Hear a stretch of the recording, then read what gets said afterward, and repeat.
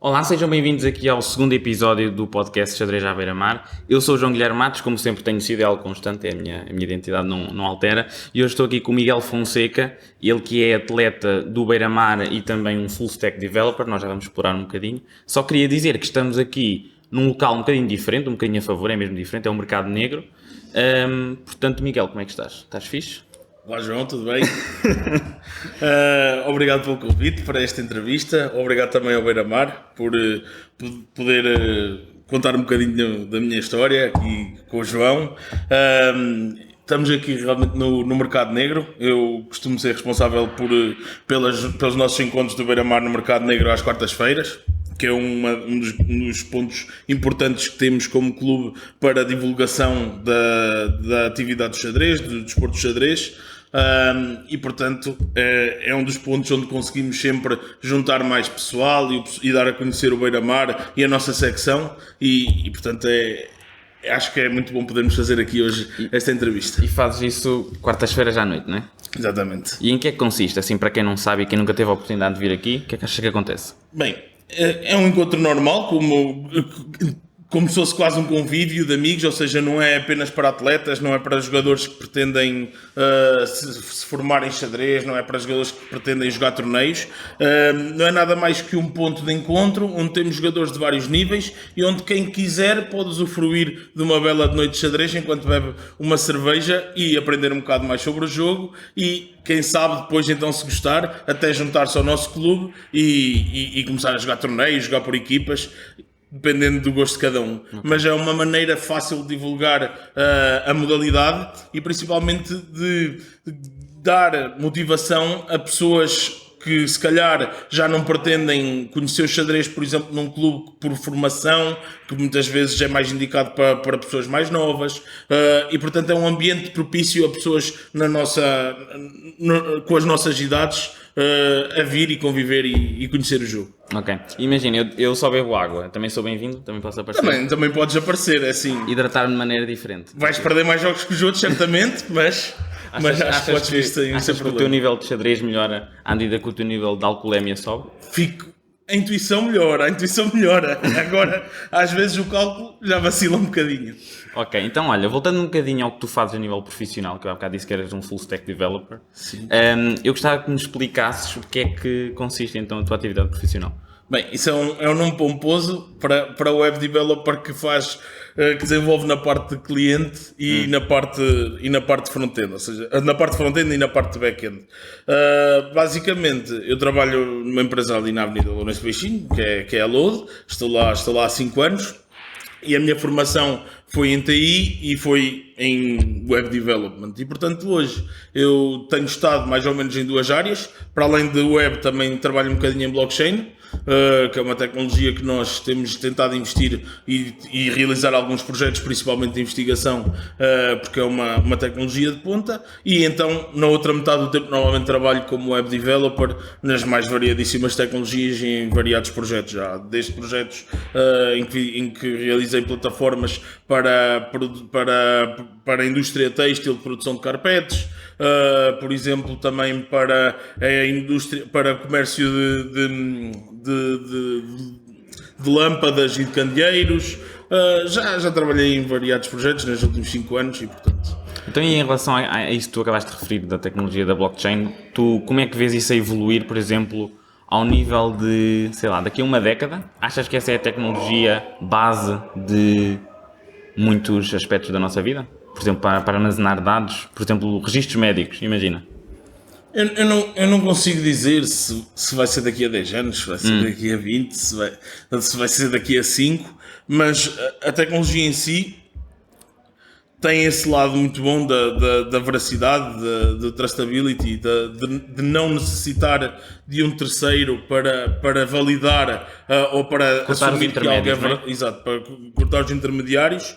E E isso é sem dúvida fantástico, porque podemos armazenar qualquer tipo de asset digital, qualquer tipo, o que quisermos armazenar na blockchain e garantir que é verdadeiro, hoje em dia é possível. E portanto eu acho que a tecnologia em si é muito importante, vai evoluir bastante e vai ser sem dúvida utilizada nas mais diferentes áreas. Hoje em dia já começa a haver muitos projetos na área da logística, para conseguir fazer a traceability desde um produto, desde a sua origem até ao consumidor final, por exemplo. É um dos casos de uso mais estudados, digamos assim.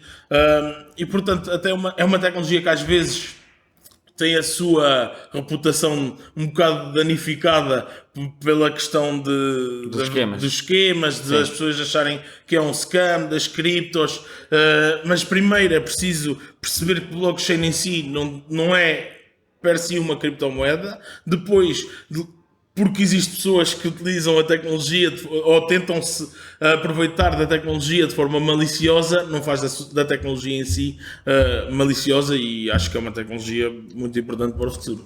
Ok, muito bem. Então, e voltando em específico à parte do xadrez, quando é que começaste a jogar xadrez? Bem, eu comecei a jogar xadrez muito novo. Com que idade? Com 4 anos. Foi o meu... 4 anos? Sim, foi o meu tio Humberto. Um beijinho para o tio Humberto. Gosto muito do meu tio Humberto. E o tio Humberto ensinou-me a jogar xadrez com 4 anos.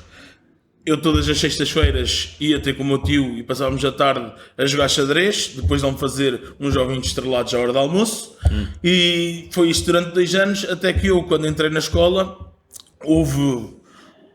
acho que os pais de um colega meu disseram ao meu pai que havia um clube de xadrez chamado O Primeiro Passo. E portanto eu com 6 anos entrei para o clube Primeiro Passo com o professor Diniz na altura e mantive-me lá até aos meus 12, 13, 14 anos, sempre a jogar competitivo e federado desde os 6 anos. E depois houve um momento em que paraste?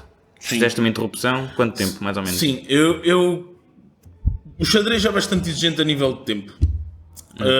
E portanto eu parei de jogar praticamente entre os 13 e os 14 anos. Foi a última vez que joguei os nacionais e foi aí que eu decidi deixar de jogar, porque sentia que o xadrez ocupava bastante tempo, que exigia bastante de mim a nível, por exemplo, de fim de semana, a nível de treino, a nível de torneios, principalmente com os ritmos. Quando jogamos muitos torneios de lentas, os torneios são bastante extensos e portanto eu nessa altura decidi que queria fazer uma pausa, que queria deixar de investir tanto tempo no xadrez.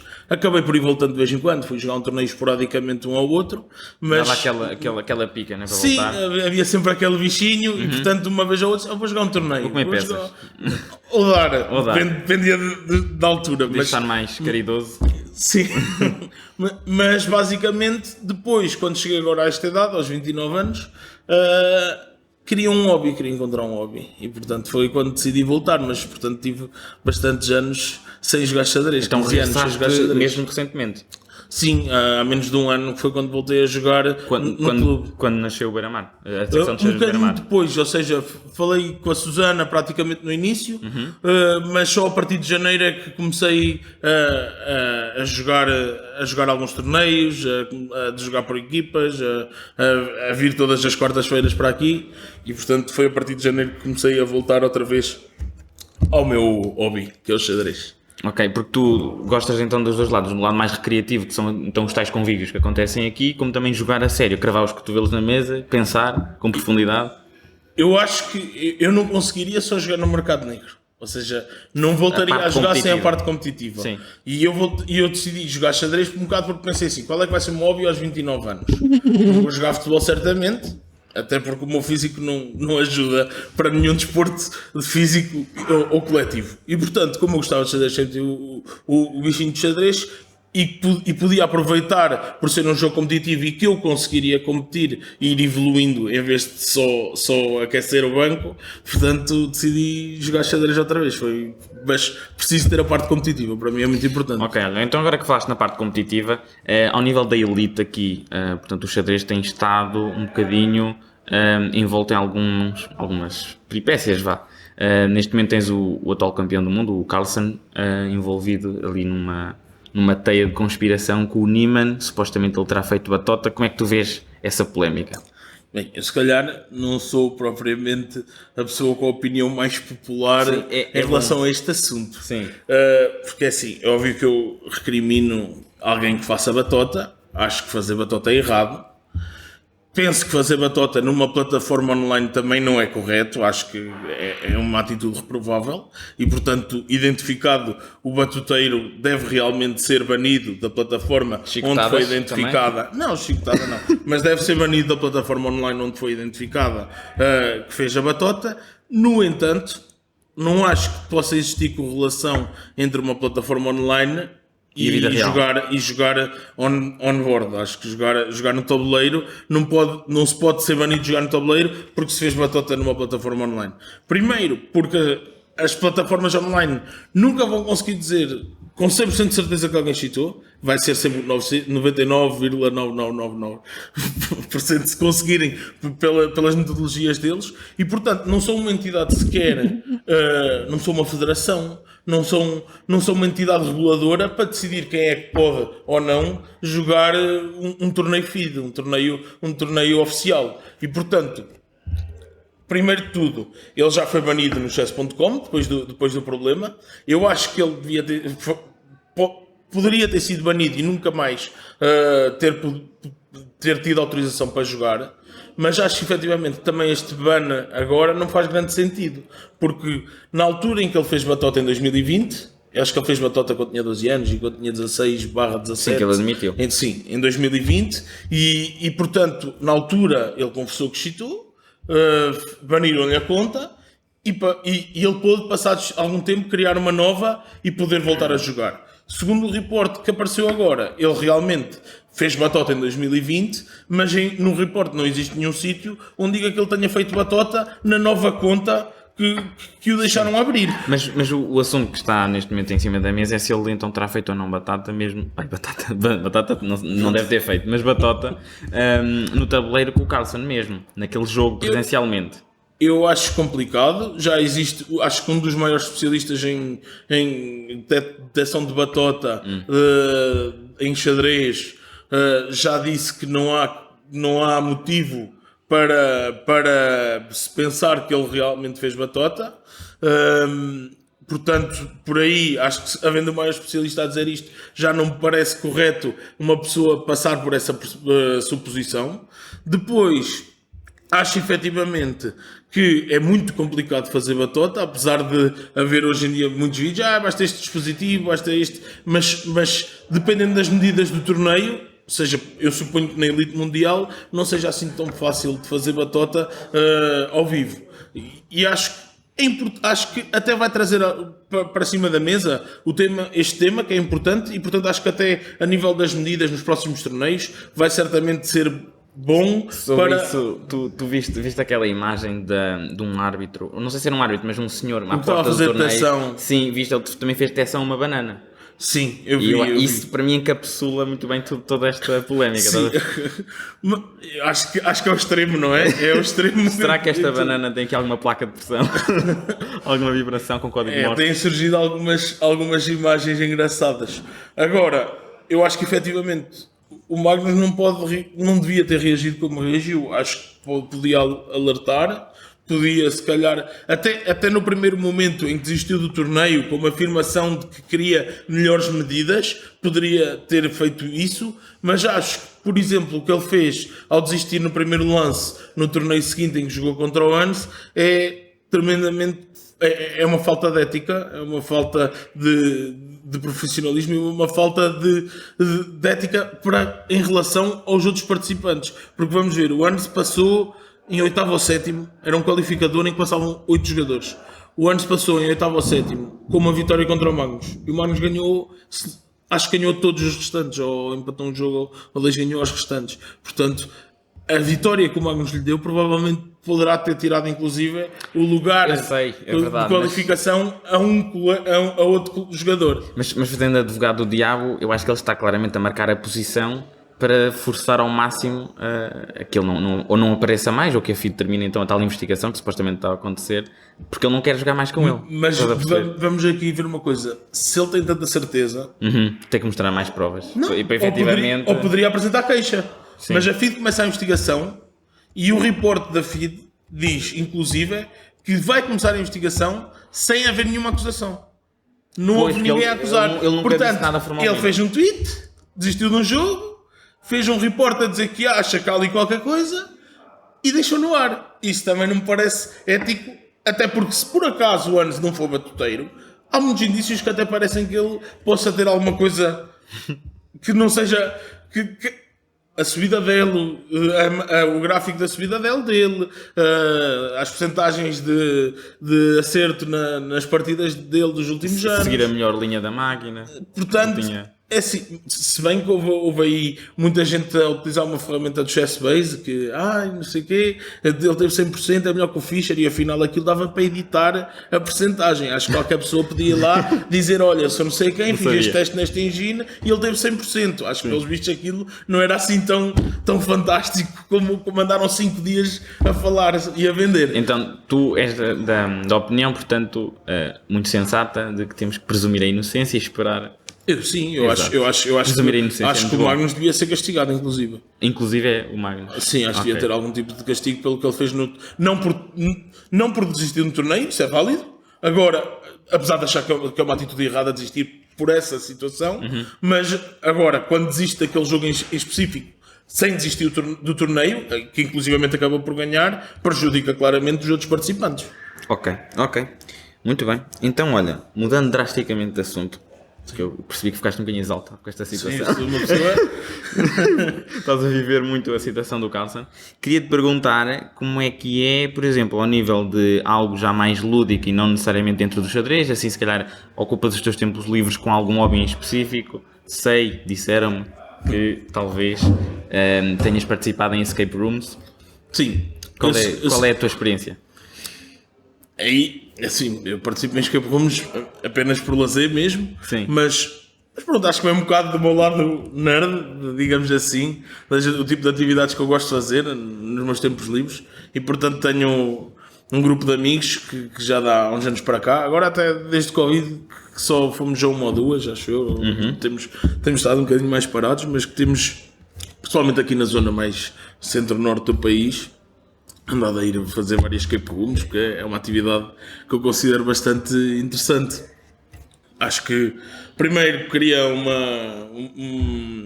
o grupo fica muito unido, acho que é muito fixe a nível de convívio, de confraternizar com os nossos amigos, e depois também é uma atividade que faz com que tenhamos de puxar um bocadinho pela cabeça, ou é o challenge, o desafio. Sim, e porque isso acaba por ser sempre uma coisa que eu procuro nas minhas atividades. Já fizeste muitos? Deves ter feito. Pá, acho que já fiz para cima de 25. Então eu sou um menino comparado contigo, só fiz uma. Mas Qual é que foi? É a do Winnie Young.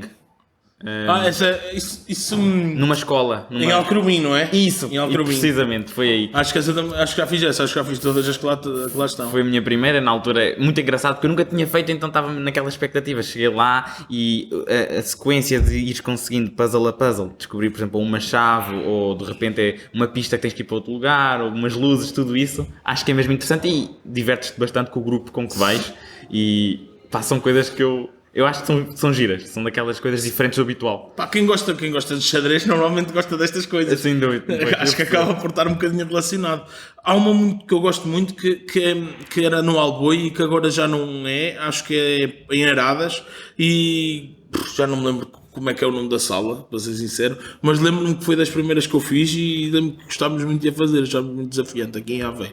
No Porto há umas quantas também muito... Pois, eu suponho que se calhar noutras cidades assim mais, não quer dizer avançadas, para não denegrir Aveiro, mas imagina ires a uma escape room assim, sei lá, em Inglaterra, em Londres, se calhar deve ser uma coisa um bocado mais épica, digo eu. Não sei, no Porto tens elas muito avançadas, acho que tens uma que se chama Área 51, se não me engano.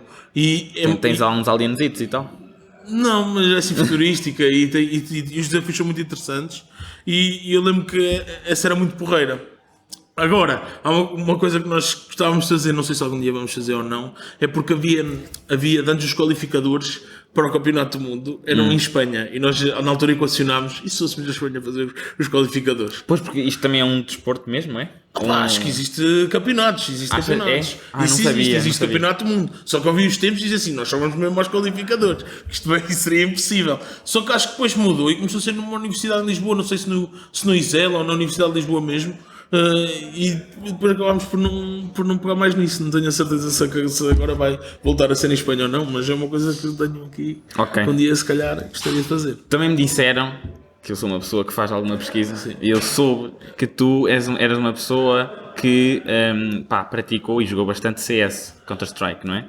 O CS veio substituir um bocadinho o xadrez. Aí foi naquela fase em que tu paraste com o xadrez, surgiu o CS. Sim. É um jogo competitivo, é um jogo que exige mais estratégia do que as pessoas pensam. A maior parte das pessoas que não conhecem o jogo acha que o CS é só disparar Dar tirinhos. e dar tirinhos. Dar tirinhos. E efetivamente é um jogo que envolve muita estratégia e envolve muita comunicação e muito trabalho de equipa. E eu sempre gostei muito da dinâmica do jogo. E portanto investi muito do meu tempo depois de ter deixado de jogar xadrez a jogar Counter-Strike. Não sei, tive várias alturas em que joguei, depois ia parando e depois ia voltando, mas acabei por também jogar alguns torneios, E principalmente no Porto. competiste? Chegaste a competir? Sim, cheguei a competir. Eu tive uma equipa, tive pelo menos 3 ou 4 pessoas que joguei bastante tempo. O CS tem 2 versões assim mais recentes, digamos assim, nos últimos 20 anos, diria eu, que é o CS 1.6 e depois agora o CSGO, que é o que toda a gente conhece de agora. Eu comecei no 1.6 em 2008. Íamos ali para a Net 7, que era aquela nós da altura, a treinar, começámos assim com os amigos, e comecei logo a jogar a campeonatos em 2008, portanto, na altura só a perder, não é? Ao início só Em plena crise mundial, 2008. Sim. E foi assim que eu ultrapassei a crise mundial para jogar Counter-Strike. Não, dediquei bastante tempo e competi em alguns torneios. Não fui nunca, diria que nunca cheguei a estar no top 5 nacional, mas sei lá. Mas top 6? Não. mas posso dizer que se calhar em alguns momentos a minha equipa possa ter sido top 10, top 15, Ok. nas 2 versões. Em algum momento no meu trajeto. Já estou a ficar nervoso de estar aqui, estou na presença de um profissional. Não. Se tivesse de fazer, se calhar, a comparar à Liga Portuguesa de Futebol, era para aí sei lá, nem Rio Ave, se calhar, quer dizer, agora o Rio Ave está mais baixo, mas nas alturas que ficava isso. Ias à Liga Europa? Não, ainda não. Ainda não. Mas também não ficava a lutar pela descida. Ok. Não ficava ali tranquilo na A lutar manutenção. pela subida, porque ninguém luta para descer, não é? A lutar pela subida. Não, ok, a lutar para não descer, não era pela subida, mas para não descer, era isso que eu queria dizer. Sim. Olha, só para encerrarmos aqui full circle, gostava de perguntar o que perguntei à Susana, a primeira convidada, que é, no xadrez, o que é que preferes, bispos ou cavalos? Epá, eu vou dizer bispos, porque supostamente... Não, bispos, tem de ser bispos. Mas porque supostamente? Não, bispos são melhores, claramente. Par de bispos são melhores. Mas, muitas vezes, por exemplo, em Blitz, os cavalos dão bastante jeito. Pronto, então és dos meus, então. Eu sinto que estás mais na minha vibe. Também um tricky knight, não é? De vez em quando a saltitar tem o seu jeito. Em lentas bispos, em Blitz depende. Ok. Caríssimo, olha, muito obrigado. Foi um Obrigado, prazer. Resta-me então agradecer aqui ao Mercado Negro pela disponibilização do espaço, agradecer também ao Miguel por ter vindo aqui, sempre giro, e convido-vos a subscrever e seguirem então, portanto, aqui o projeto, o que está a acontecer. Podem espreitar a descrição, vai lá tendo assim alguns links para vocês poderem acompanhar. Muito obrigado, estarei aqui mais ou menos daqui a um mesinho. Tchauzinho.